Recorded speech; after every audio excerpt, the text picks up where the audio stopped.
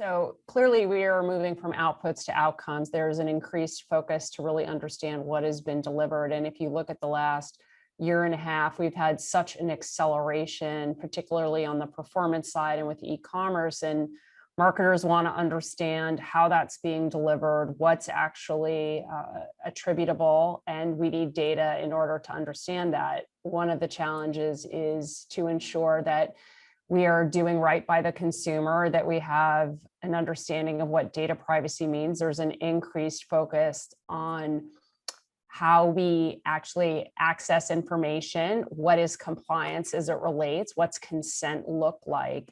And so it's becoming more challenging for marketers to actually correlate those outcomes to the actual impact of the advertising. And so it's important that we have the ability, that agencies have the ability to have access to information, to leverage different data where we can have first-party data. Clearly, that's an advantage where you can correlate that back. But it's going to need everyone to come together to really think about, what does attribution look like moving forward? We need tools and we need access to be able to look across the ecosystem, not just have this group of walled gardens where we kind of look at it in isolation, but how do we understand holistically what's going on with a campaign and how is that delivering? So, Marla, what are your thoughts about, tools that'll make this happen? I mean, there's so many, it's such a vast challenge. We hear a lot about AI. We hear a lot of innovations around shopper level data, first party. How do we kind of draw a realistic picture of outcomes? Yeah, this is one of the challenges right now, is trying to piece it all together, because you've got individual companies coming up with their own solutions within their own ecosystem. But how do we look at it to be able to compare, as we like to say, apples to apples across everywhere? And you're seeing different companies come out with some solutions, especially with deprecation of third-party cookies, really just happening, well, it keeps getting pushed off, but happening fairly soon. So we need to be able to identify what those are going to look like. And that's where people are focused right now, is understanding what are the right tools, what can it deliver. I think the real challenge is there are so many different business use cases out there, and one tool or one piece of technology may only apply to one piece of that. You may need to leverage different approaches, and that's going to be a little bit more complex and challenging.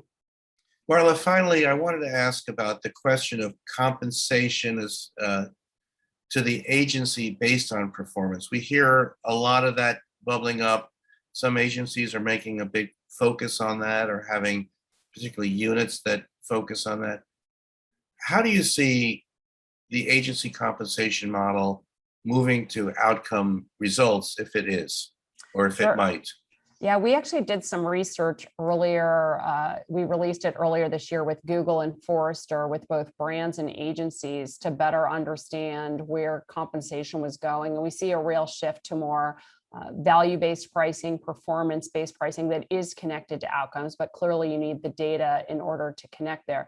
It's far better than doing something on an FTE model, to actually focus in on what was the impact of the media, of the creative, what was actually delivered, and did it meet the objectives of what the client was trying to actually put out. So I think it's a positive move, but it also relies on having good data in order to connect it back and ensure that you can accurately define what the performance was based on the activity that was put in place.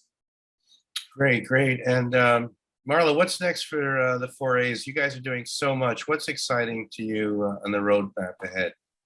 We are doing so much. So I would say that the work that we're doing right now in DE&I with our 5-point media commitment, and the industry really coming together to drive greater equity to support BIPOC owned and targeted media, I think is critical. And it's also work that we're partnering with the ANA and the IAB. And I think everyone needs to come together to drive a different future.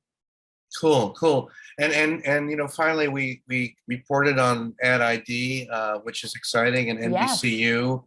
Yes. It must be exciting for you guys as a partner in that. What does it all mean? What's the promise of ad ID and the integration with NBCU? So I'm so glad you asked that, since we're talking about attribution and outcomes. I mean, this is a way that you can literally track all of your creative assets across every single channel in a ubiquitous way. And so we've had Ad ID for over a decade. It's a joint venture with the 4A's and the ANA to help support agencies and marketers. And we are now investing in new technology and capabilities, but we need everyone to really adopt this, because the value with the metadata, with the opportunities as it relates to attribution, comes when everyone is using this.